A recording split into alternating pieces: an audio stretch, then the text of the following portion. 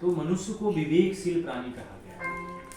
मनुष्य जो भी कार्य करता है उसको उससे पहले उसके मस्तिष्क में विचार आता है। उसका मस्तिष्क उसको आदेश देता है कि यह कार्य आपके लिए अच्छा है या बुरा है, यह कार्य आपको ऊंचा उठाने वाला है या नीचा अधोगति की ओर ले जाने वाला है या ऊर्ध्वगति की ओर ले जाने वाला है। तो इस प्रकार मनुष्य को सभी अपने जीवन के सभी कार्य को विचार विमर्श करके भली भांति परख करके उस कार्य में कदम रखना है। दूसरी बात, मनुष्य के जीवन में 4 पुरुषार्थ हैं और 4 धर्म को माना गया है। 4 पुरुषार्थ हैं। पहला हो गया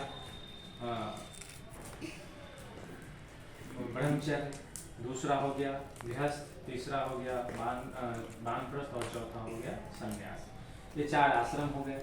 और 4 धर्म है।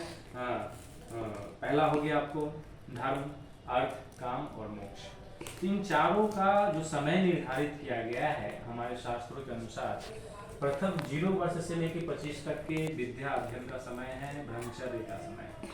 25 से 50 वर्ष तक आपका गृहस्थ का समय है।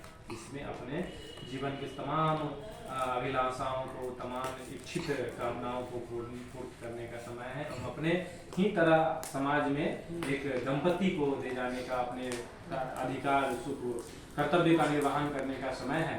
और उसके बाद फिर वानप्रस्थ का समय आ जाता है। 50 के उपरांत वानप्रस्थ का, जो अपने पुत्र को सारा कार्यभार सौंप करके, सारी जिम्मेदारी सौंप करके अब आपको भक्ति भजन में रम जाना है, परमात्मा में रम जाना है। क्योंकि शरीर का मुख्य उद्देश्य है ईश्वर को प्राप्त करना, मुख्य उद्देश्य वही है। लेकिन उमरिया बीत गई प्रभु नहीं चीन्हा, ऐसा आता है। तो हमारा उम्र तो बीतते जा रहा है, ये तो तिल तिल छन छन करके बीतते जा रहा है, लेकिन हमारा जो मुख्य कर्तव्य है उसके तरफ हम लोगों का ध्यान जाता ही नहीं। क्योंकि इतना हम लोग का व्यस्तता हो गया है ये भौतिक अवस्था में, भौतिक जीवन में, कि कौड़ी कमाने में ही समय खत्म हो रहा है और हीरा को हम गंवाए जा रहे हैं। तो प्रभु तो कोई साग भाजी और मूली है नहीं कि इस जन्म में प्राप्त नहीं कीजिएगा तो खराब हो जाएंगे। कई जन्म जन्मांतरों तक का पुण्य आपके साथ हमेशा चलायमान रहता है। वो परमात्मा कहते हैं कि हे मनुष्यों, हमसे नहीं डरो, अपने किए हुए कर्म से डरो। क्योंकि कर्म कभी किसी का पीछा नहीं छोड़ता है और नहीं छोड़ने वाला है। आप इसमें कई जैसे कि उदाहरण है, आप महाभारत काल में भीष्म पितामह को देख लीजिए। भीष्म पितामह भानु की सैया पर सोए हैं, वो जिस करवट ले रहे हैं उसके शरीर से खून की एकदम धारा बह रही है। उनको काफी वेदना, काफी पीड़ा हो रही है। भगवान श्री कृष्ण से पूछते हैं कि हे माधव, हे मधुसूदन, बताइए मेरे किस जन्म का पाप है। श्री कृष्ण भगवान कहते हैं कि हे पितामह, आप अपने ही नेत्रों के द्वारा अपने पूर्व जन्म को देखिए।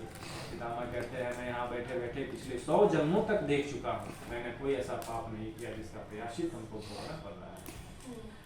भीष्म पितामह चाहते तो उस समय अपने शरीर को त्याग सकते थे, लेकिन अपने पिता शांतनु महाराज को वचन दिए हुए थे कि जब तक हस्तिनापुर नगरी चमूर से सुरक्षित न हो जाए मैं अपना प्राण नहीं त्यागूंगा। तो उस समय युद्ध चल रहा था, कौरव और पांडवों के बीच युद्ध का समय था, तो हस्तिनापुर सुरक्षित नहीं था। वो अपने वचन के द्वारा बंधे थे, अपने पिता के द्वारा। पिता के द्वारा ही उनको इच्छा मृत्यु का वरदान मिला था, हे पुत्र आप जिस समय चाहो अपना शरीर को त्याग सकते हो। परंतु उन्होंने उस कष्ट को झेला। तो श्री कृष्ण भगवान कहते हैं कि ठीक है, मैं अपना दिव्य दृष्टि आपको देता हूँ, आप इस दिव्य दृष्टि से अपने कर्तव्य को देखिए। तो देखते हैं 100 जन्म के पूर्व एक ऐसा युवा अवस्था था उनका, राजा के पुत्र थे, वो शिकार करने किसी जंगल में जा रहे थे। नेवले निरपराध नेवले को मार करके कांटे के झाड़ी पर फेंक देते हैं। जितना कांटा उस नेवले के शरीर में चुना होता है उतना ही बाण के शरीर को घेरा गया था। जितना दिन वो नेवला उस कांटे पे तरपता है उतना ही दिन वो बाणों की सैया पे तरपना पड़ता है, कष्ट होता है। तो वो उस समय उनको ज्ञात हो जाता है कि परमात्मा का बनाए हुए विधि का विधान सब कर्मों के ऊपर निर्धारित है। आप जैसा कर्म करेंगे इस जन्म नहीं अगले जन्म उस कर्म को पाएंगे, निश्चित है। और